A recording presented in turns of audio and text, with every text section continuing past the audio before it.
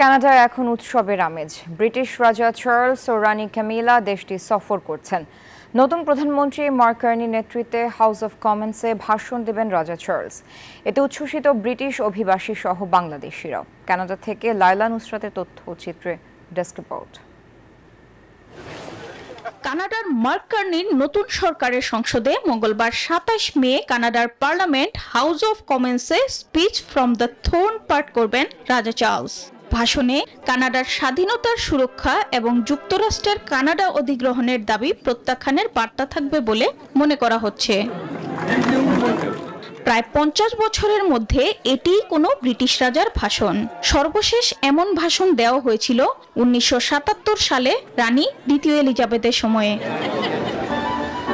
২৬ মে ২ দিনের এক রাষ্ট্রীয় সফরে কানাডার রাজধানী অটোয়ায় পৌঁছান ব্রিটেনের রাজা চার্লস ও তার স্ত্রী রানী ক্যামিলা।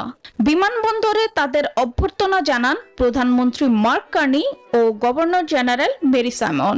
এমন সময় অটোয়া ও সরকারি পর্যায়ে এই উৎসবের আমেজ চারদিকে। এতে উচ্ছ্বসিত দেশটিতে বসবাসরত প্রবাসীরা। ৭৬ বছর বয়সী রাজা বর্তমানে ক্যান্সারে চিকিৎসাধীন, ফলে তার কাজের পরিধিও সীমিত। তারপরও এই সফর তার কর্তব্যবোধ এবং কানাডার প্রতি আন্তরিক প্রীতি। Desk report, news 24।